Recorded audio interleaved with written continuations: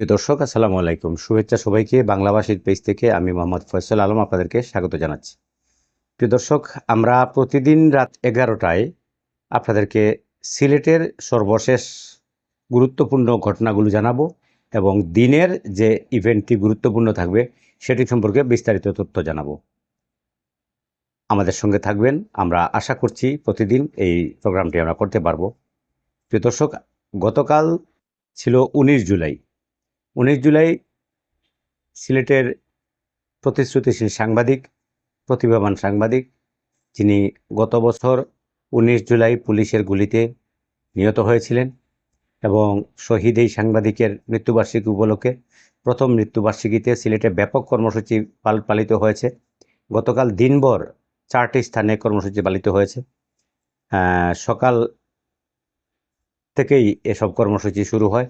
দুপুর 12টার দিকে সিলেট প্রেস ক্লাবে এটিএম তুরাব পদক প্রদান উপলক্ষে তারা একটি আলোচনা সভার আয়োজন করেন। সেখানে সিলেটের সিটি কর্পোরেশনের সাবেক মেয়র আরিফুল হক চৌধুরী, শাহজালাল বিজ্ঞান ও প্রযুক্তি বিশ্ববিদ্যালয়ের প্রভিসি ডক্টর সাজিদুল করিম, মেট্রোপলিটন পুলিশের কমিশনার রেজাউল করিম সহ অনেকেই উপস্থিত ছিলেন। এখানে সভাপতিত্ব করেছেন সিলেট প্রেস ক্লাবের সভাপতি ইকরামুল কবির।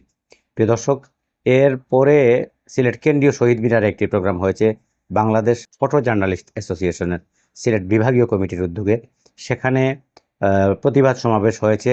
তাদের কর্মসূচি ছিল 3 দিনের। তৃতীয় দিনের কর্মসূচিতে তারা তুরাব হত্যার প্রতিবাদে, তুরাবের বিচার দাবিতে এবং দ্রুত বিচার সম্পন্নের দাবিতে এটি সমাবেশ করেছেন। এখানে সিলেটের সাংবাদিক সংগঠনগুলোর নেতৃস্থানীয় সকলেই উপস্থিত ছিলেন। বিশেষ করে সিলেট প্রেস ক্লাবের সাবেক সভাপতি মুক্তা বিসুন্নুর, আরেক সাবেক সভাপতি ইকবাল সিদ্দিকী, আরেকজন সাবেক সভাপতি আহমেদ নূর, আরেক বর্তমান সভাপতি ইকরামুল কবির, ইমজার সভাপতি আশরাফুল কবির, তারপরে ফটো জার্নালিস্ট অ্যাসোসিয়েশনের সভাপতি নাজমুল কবির পাবেল সহ নেতৃস্থানীয় অনেক নবীন প্রবীণ সাংবাদিকরা উপস্থিত ছিলেন। সকলেই সেখান থেকে তুরাবের হত্যা মামলার বিচার, তদন্ত সবকিছু দ্রুত সম্পন্ন করার জন্য এবং সুষ্ঠু তদন্ত করার জন্য দাবি জানিয়েছেন। এই কর্মসূচির পরে তুরাবের নিজ যে প্রতিষ্ঠানে তুরাব কাজ করতেন সেটি হলো দৈনিক জালালাবাদ। দৈনিক জালালাবাদের উদ্যোগে তারা বিকেলে একটি দোয়া মাহফিলের আয়োজন করেছিলেন অফিসে। সেখানেও দোয়া মাহফিলের পূর্বে আলোচনা হয়েছে। সেই আলোচনায়ও মুক্তা বিসুন্নুর, আহমেদ নূর এবং সিলেটের একজন রাজনীতিবিদ শাহিনুর পাশা সহ অনেকেই উপস্থিত ছিলেন। বিশেষ করে বিএনপি চেয়ারপারসনের উপদেষ্টা ডক্টর এনামুল হক চৌধুরী ছিলেন সেখানে উপস্থিত। আরও অনেকেই বক্তব্য রেখেছেন। সিলেটের সাংবাদিক সংগঠনগুলো সবাই ছিলেন সেখানে। প্রিয় দর্শক, এই অনুষ্ঠানে পরে রাতে সিলেট সিটি কর্পোরেশনের সাবেক মেয়র আরিফুল হক চৌধুরী তার বাসভবনে একটি দোয়া মাহফিলের আয়োজন করেছিলেন তুরাবের মাগফিরাত কামনায়।